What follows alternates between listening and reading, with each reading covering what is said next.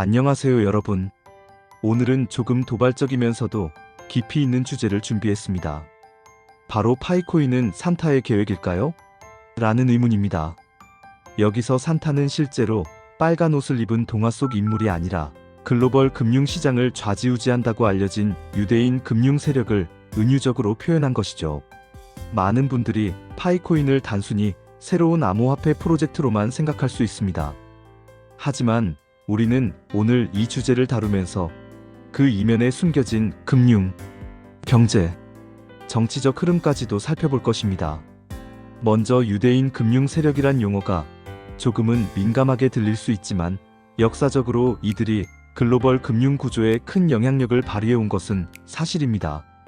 로스차일드 가문, 골드만삭스, JP모건, 그리고 블랙록 같은 자산운용사들은 유대계 금융 엘리트들이 주도하거나 창립한 회사들이죠. 이들의 특징은 세계 각국의 중앙은행과 국제금융, 자본을 연결하며 장기적인 계획을 세워 글로벌 경제를 설계한다는 점입니다. 과거 근본 위제의 붕괴, 달러 기축통화체제 확립, 그리고 최근 CBDC 중앙은행 디지털 화폐 도입 논의 모두 이 세력의 전략과 맞물려 있다고 볼 수 있는 대목입니다. 그렇다면 파이코인은 이 거대한 흐름 속 어디에 위치할까요? 파이코인은 2019년에 스탠포드 대학 출신 개발진이 시작한 모바일 채굴 암호화폐로 일반인도 손쉽게 채굴할 수 있다는 접근성을 내세웠습니다. 특징을 보면 모바일 기반 무료 채굴, 점진적 메인넷 이행, 실물 서비스 거래, 결합 계획, 생태계 안에서의 폐순환 경제. 이러한 구조는 전통적인 비트코인, 이더리움과는 다르게 일반인들이 초기 채굴에 쉽게 참여할 수 있게 설계됐죠. 하지만 여기서 중요한 의문이 생깁니다. 이런 쉬운 접근성은 단순한 친서민 정책일까요? 아니면 전 세계 수억 명을 한 번에 블록체인 플랫폼에 묶어두려는 대규모 데이터 경제 실험일까요? 산타, 즉 유대인 금융 세력이 추구하는 장기 전략 중 하나는 자본 흐름의 완전한 디지털화입니다. 이유는 명확합니다. 첫째, 자본 이동의 실시간 추적을 통해 불법 자금, 회색 시장을 제거하는 것입니다. 둘째, 개인 금융 데이터의 완전한 통제를 통해 소비 패턴 경제력 분석을 통한 개입입니다. 셋째, 글로벌 경제의 통합 단일망으로 기축통화 대체, 권력 집중을 하는 것입니다. 이 시나리오 속에서 파이코인은 매우 흥미로운 위치를 차지합니다. 전 세계 인구 뉴스나 마케팅 없이도 7천만 명 이상을 플랫폼에 모은 프로젝트는 역사상 거의 없습니다. 페이스북, 인스타그램 같은 SNS도 23년은 걸렸는데 파이코인은 채굴이라는 단순 행위로 자발적 유입을 얻었죠. 이건 금융 세력 입장에서 시험판 글로벌 디지털 경제 플랫폼으로 볼 수 있는 현상이죠. 그렇다면 왜 파이코인이 주목받을까요? 비트코인은 이미 너무 글로벌화되어 있고 진입 장벽과 가격 변동성이 큽니다. 이더리움은 스마트 컨트랙트 강자지만 일반인 접근성은 파이코인에 비해 떨어집니다. 유대인 금융 세력 입장에서 중요한 건 분산된 접근성과 중앙 집중 관리 가능성인데 파이코인의 메인넷 구조는 이 둘을 아주 절묘하게 결합하고 있습니다. 첫째, KYC 본인 인증을 필수로 함으로써 참여자 신원 데이터를 확보합니다. 둘째, 메인넷 전환 단계별 제한으로 공급 유동성 관리가 용이합니다. 셋째, 센터 서버 기반 운영으로 블록체인 분산성은 유지하되 기본 제어가 가능합니다. 결국 모든 참여자의 신원 거래 데이터를 하나의 DB처럼 관리할 수 있는 구조라는 점입니다. 이건 산타의 입장에서 이상적인 플랫폼이죠. CBDC는 각국 중앙은행이 발행하는 디지털 화폐로 이미 중국, 유럽, 미국, 그리고 여러 국가들이 시험 운영을 하고 있습니다. 그런데 CBDC의 문제는 정치 국가적 경계 안에 갇혀 있다는 점입니다.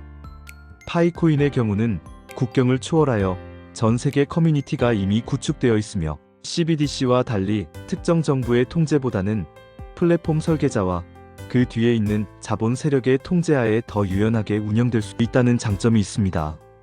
유대인 금융 세력이 CBDC와 파이코인의 구조를 결합한다면 결국 세계 단일 디지털 화폐를 만들 수 있는 기반이 될 가능성이 충분합니다.